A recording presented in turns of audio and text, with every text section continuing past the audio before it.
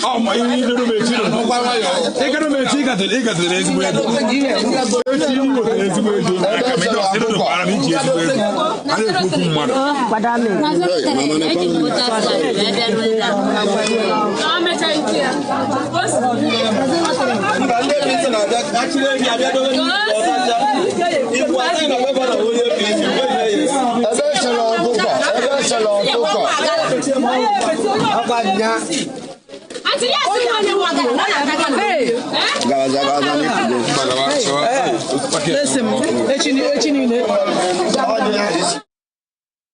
You're welcome back to Morning Spring on Western Spring Television. Well, we've been discussing the salient, points of the election that returned Chukwuma Soludo of the All Progressives Grand Alliance back into the governorship of Anambra State right there. Chukwuma Soludo secured 422,664 votes in that election, and his closest rival, Nicholas Ukachukwu of the All Progressives Congress, APC, received 99,445 votes. The total valid votes was 584,054. Total votes cast, 595,298, with about 11,244 rejected votes. Soludo won in all 21 local government areas of Anambra State, and one of the losing candidates, John Nwosu of the ADC, rejected the result, alleging widespread vote buying and that the people did not really express their choice. And you can see that from the video that just played on your screen before we returned from that break. All of these issues right there. We are joined now by the Executive Director of Kimpact's Development Initiative, Mr. Bukola Idowu. Thank you for joining us this morning, sir. Thank you for having me. Good to be here. All right, you're welcome. Let's talk about the elections, your observation, about the whole of the elections from the INEC, that's the umpire now, their conduct about the elections, the conduct of security agencies, security operatives around the election, the conduct of the people, this prevalent issue now, the very, very bogus, audacious vote buying, the vote trading, buying and selling, all of these issues. Let's have your take, your observation about the election. Well, the election came, and of course it has gone, and we are happy that we had a peaceful election in Anambra on Saturday, and at the end of the day, the winner has been declared. We did not have any inconclusive election, even across all the local governments. So if you have to break it down in terms of what the election is all about. Can you hear me? Yes, we can hear you. You're with us. Great. So if you have to break it down into the component of that election and then look at the performance by component in terms of INEC, in terms of the political party, in terms of the security agencies, in terms of even the citizens. So we're going to put it in different perspectives. Number one is the aspect of the INEC. In terms of the performance of the INEC, I think we have to give it to INEC in this regard because they did well. Of course, in terms of the logistics, in terms of the upload on the IREV, in terms of Beaver's functioning, I think they did well. By our own calculation, and which the report we got from all our observers on the feed, we track over 2,000 polling units, and from the over 2,000 polling units we track, we have 95% accuracy, efficiency when it comes to beavers, which is a very, in fact, an excellent performance for INEC. Looking at that was one of the major challenges they had in 2021 in that election. Then you come into the ad hoc staff, many of them are, of course, perform well too, and they come early. I mean, they came early into the to the polling unit. Of course, there are places where the commencement of election started late, you know, but at the end of the day, when you look at those places compared to the overall score or the polling unit, is still not enough to say, look, the election is not credible. Then again, you also have to look in terms of election violence, which was very, very minimal in the entire 5,718 polling units. I think our record shows like a pocket of like about 38 cases of incidents, election violence incident that happened, which is also very minimal, though we are looking at not even recording any at all in our elections. So when you look at it that way, the only issue that really, and then you also have to look at the security agencies in terms of their deployment, in terms of their professionalism, in terms of them securing the election, which they did well. The only challenge now for the security agency is that we need to begin to match the number of their deployment to the number of police on ground. Police on their own have told us they are deploying 45,000 personnel. But on election day, on the ground, we could not really confirm that number, because what we have on ground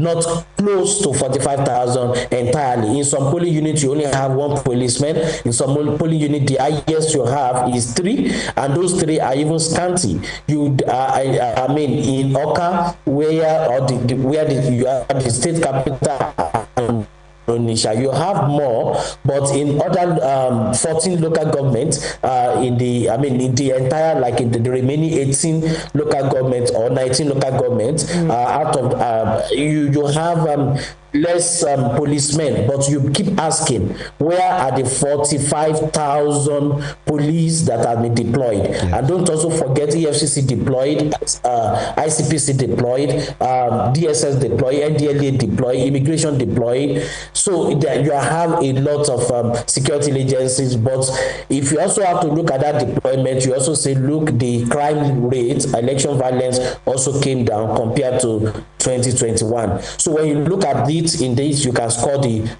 election. However, the only thing that is actually now becoming a menace to our election now is this impunity around vote buying, which is very, very discouraging. You know, the impunity at which they buy votes, the rate at which they buy votes, and in fact the disregard for the secrecy of the ballot is also very worrying, because we've seen people that vote and openly show who they voted for, and then march to places outside the vicinity of the polling unit to go and collect their money. So this and then you find the INEC official and the police at the polling unit helpless in terms of not being able to do anything around the people violating the secrecy of the ballot. So, which I think we see when it comes to our election, we still have to look at that area. Then again, the last thing I'm going to say on this, probably I can take more questions, is that the voter turnout, though better than the last 2021 election, but it's still very low is less than 20% voter turnout. So, and that tells you something that we still have a lot of work to do. All right. You know, so much, and you have just said it again. You were on ground, and of course on your team in Anambra. Well done for that. What we have been seeing or hearing as far is the case of vote buying that was brazenly done and that was awkwardly done. The video we came up with, which has become very viral on social media, showed in a particular place. You know, we can't independently verify that, but by what they are doing there, We don't know if it's on the field, but it looks more close to a residence. People are being given, people of every age and, you know, sexes, gender, male, female, even some were hawkers, old women, men, young people were given a sachet of sausage. You know, we call it gala here. And, you know, a can of malt and 1,000 naira. What does that say about that part of election? You know, our previous guest, I asked him different legs. Number one is, does it show that maybe that election wasn't keenly fought for, that it was just a formality, that almost everybody agreed that, okay, it was Soludo, let's just go and have an election. That's number one. On number two, because the other parties as well, because when you talk about vote buying, history has shown us it's not only done by a party. Most of the time it's just a situation of people outspending one another in election. Does it show that, okay, there was nothing to really spend on? You people that have just come because of the sun and because of the heat, find something to eat, find something to drink, and then take your tea fare and go home. And or it's just because the leaders in that particular state, and I cited an example, especially for APC, when they go around, especially in Guber election, you see almost all of their governors will besiege that particular state.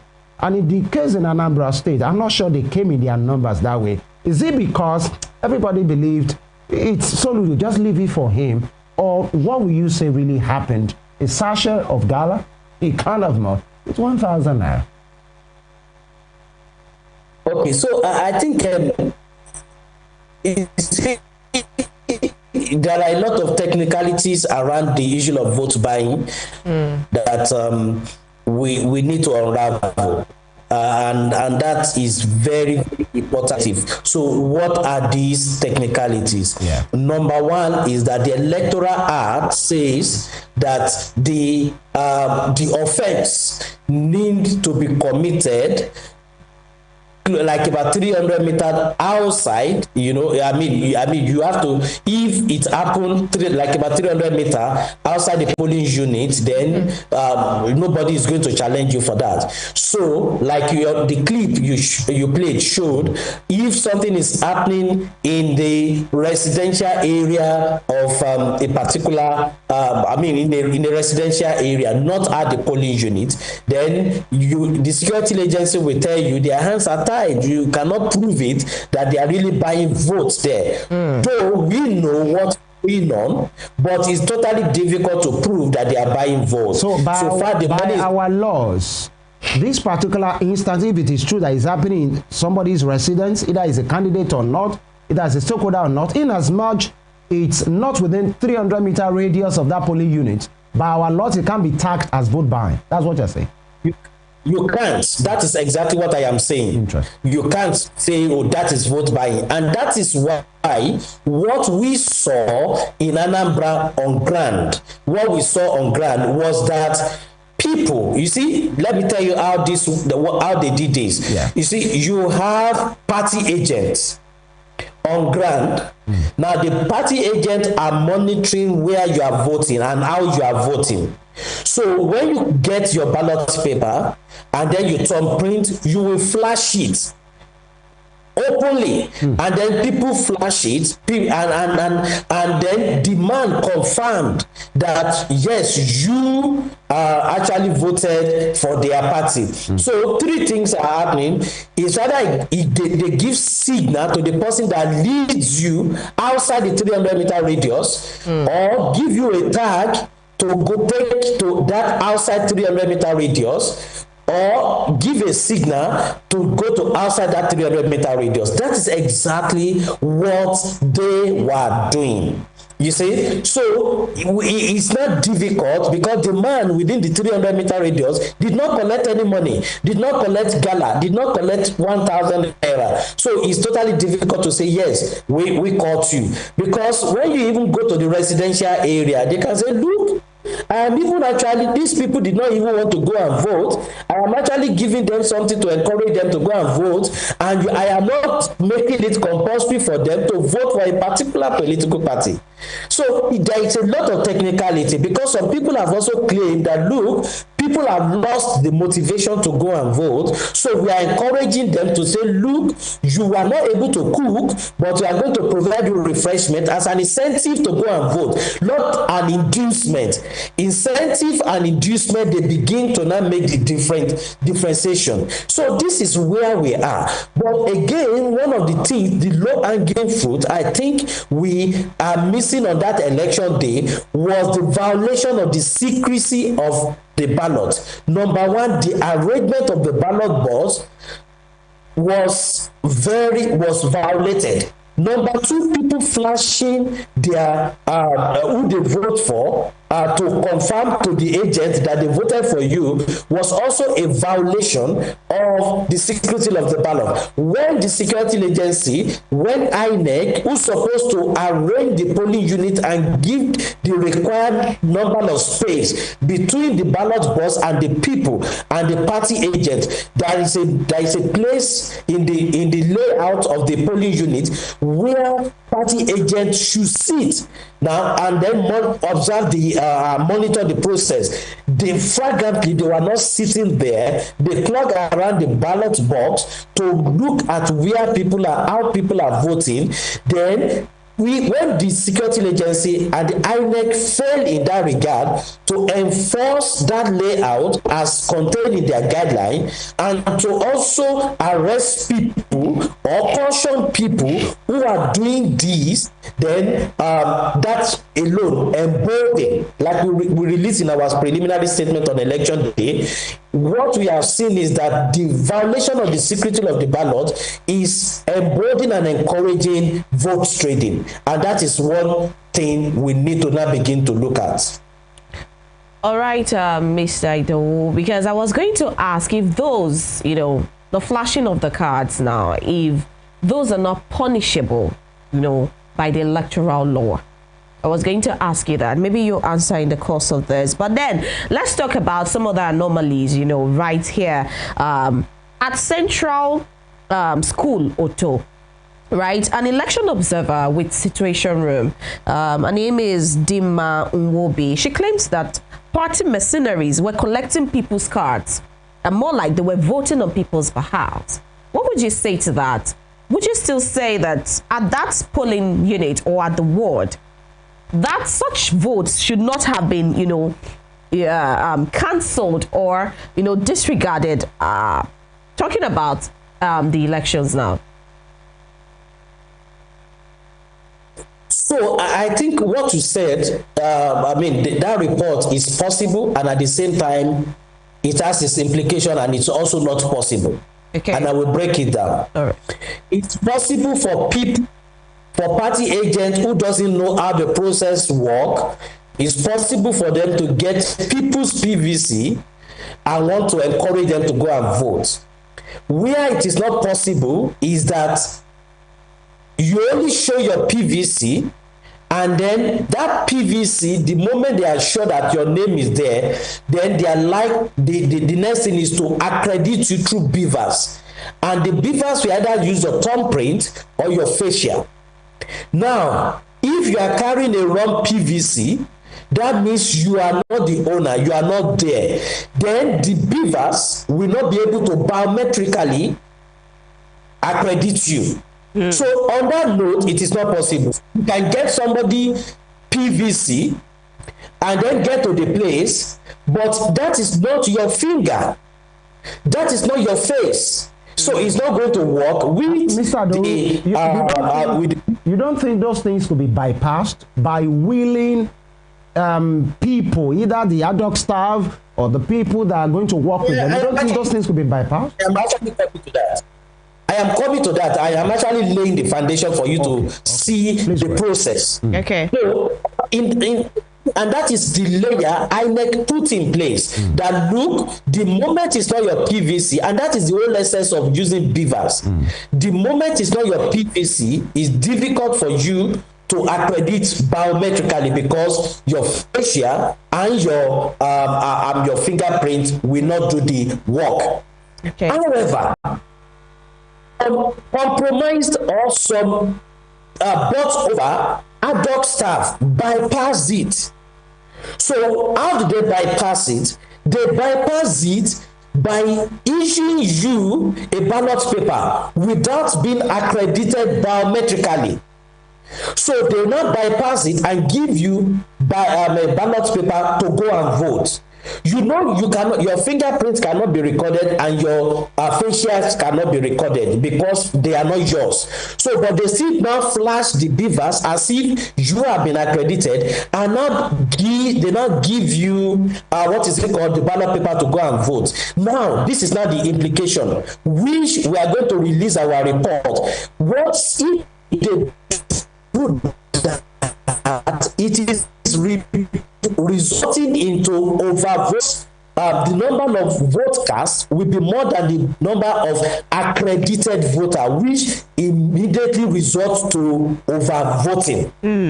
So what we are doing now from our organization is now we are now tabulating the form EC8A to actually look at, okay, do we have overvoting in this particular, election? And you know the implication of overvoting. The implication of overvoting is outright cancellation. All right, Mr. So that is exactly what overvoting volume. Then they have a case. All right, because of time, we have less than 4 minutes or so for this conversation. Now, there have been reactions to that. I will take some reactions from politicians. The candidate of a Labour Party in the last election, Peter Obi, has, he has mocked, he has been mocked, by the way. They say he lost his polling unit to the candidate of the APC, and he has expressed his concern as well about the issue of vote buying. The candidate of the Labour Party, same Labour Party, Mr. Moalu, has described that election as a sham. The ADC, John Uwosu of the ADC, he has rejected the governorship election. The ADC as a party, they have described that election as a mockery of democracy. And the winner, Charles Soludo, has said, this standard, using his word, he said that election is of a gold standard. This election that has produced him, the president has congratulated him as well, and he said the election of Soludo affirms, the visionary leadership that he has been administering with in Anambra. That is Mr. President saying your visionary leadership is what has made your people to vote you again. So congratulations to you. Governor Sorom has congratulated him as well. And the man himself said that election, give it to him and give it to INEC, Professor Amupiton, the security agencies, and he said it's of a gold standard. You are on ground, Mr. Idowu. What standard will you describe that election to be?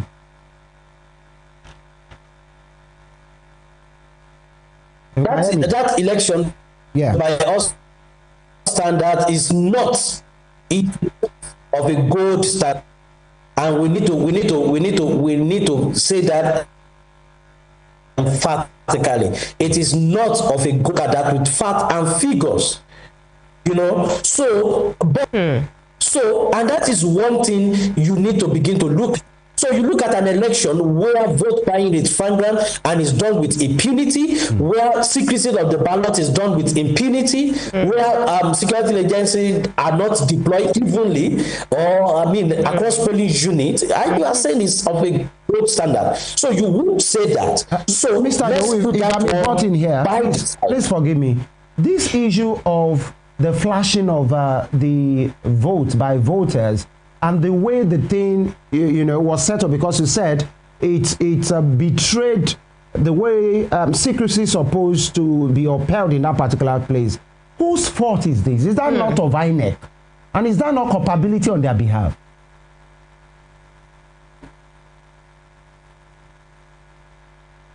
Mr. Idowu, are you there?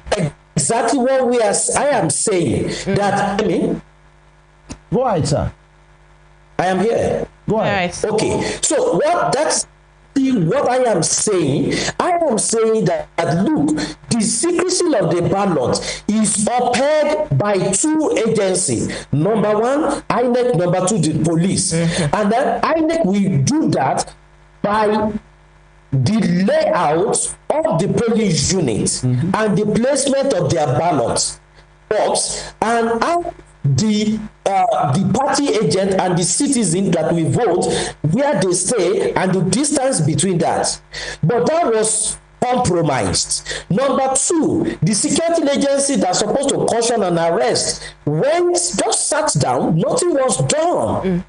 So that was compromised by those two agencies. So it is the fault of the two agencies in charge. See, people are bound to do what they will do. Even if you allow people will do more than that. But it is the responsibility of these two agencies to uphold the law and make sure that people do what they are supposed to do.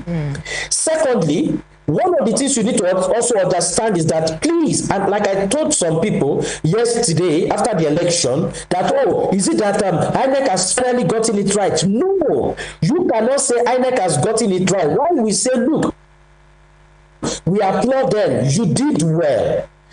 However, you still have an election in February, FCT election, you still have Ekiti, you still have Osun. As at that time, then we now begin to see, because one of the things you see in this election is that this is not an election that is highly competitive. It is an election that is like, okay, fine. Traditionally, this our state is ABGA. Whoever occupies the position, whoever is contesting under ABGA can go and sleep as far as governorship election is concerned in Anambra. So think about it. Soludo'S was also contested election under another party. He lost to another candidate. He lost. So one thing you need to know is that traditionally this is their party. Whoever occupies, see, think about it. Under ABGA, Peter Obi, also won that election. Obiano was even brought practically from the US to come and contest. And in that election, it's not like somebody who have been solid underground. As a grassroots person. So what you need to understand about ABGA in that particular place is you have to give it to them. As I'm talking to you now, if they feel that, like, look, ABGA is our party, whoever is coming. Number two is that, look, they also felt that, look, Anambra South need to complete their 8 years, and then they move to another person, another geopolitical zone. This is the permutation, the ethnic coloration, and the party loyalty to this election. But compare that to, as we come to FCT election, where it is no man's land, Labour Party wants some, PDP wants some, and APC wants some. So you have to look at that. As you move to Osun, Osun is going to be highly competitive. That is where we need to now begin to judge the preparation of INEC as regard 2027 election, and that is where we will now be able to say, hey, Josh Amokuto, you are doing excellently well. But as it is now, he did not plan this election. This election had been planned. He was appointed 16 days to this election. So I'm still holding my flowers, and I want to give that flowers to him as we move to an election. All right, Mr. Idowu, I'm glad that you touched on, the security operatives and all of that, because I was going to still say that from that same video that I was talking about, this same election observer, Dima Nwobi, she talked about the fact that in 4 polling stations, only 1 police officer was appointed or, assigned to that region. And this said police officer, while all of these anomalies were going on, he was sitting far away, aside, from all of this situation. He was not, right on top of the situation. So let's talk about the ratio of deployment of security agencies, whether the police or others. Let's talk about the integrity of the police, the security operatives as a whole, in all of the elections. And then let's have your your recommendations going forward. How, INEC has done its own part, how the security operatives have done or not done, and how it affects our, the integrity, our seriousness, or the lack of it as a nation?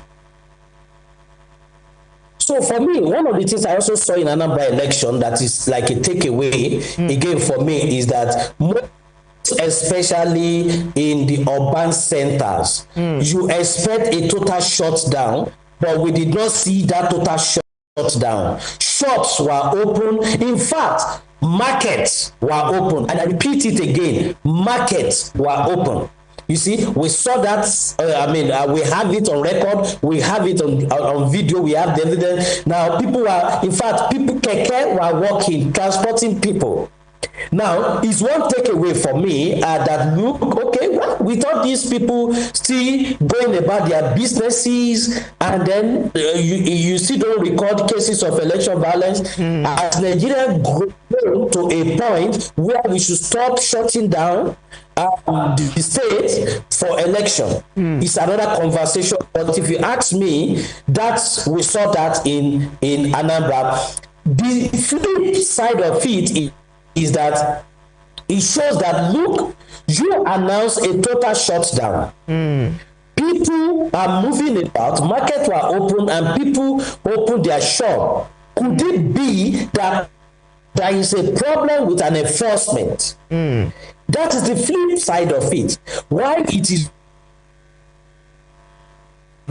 I guess, yeah, I think we're having some issues with our connection.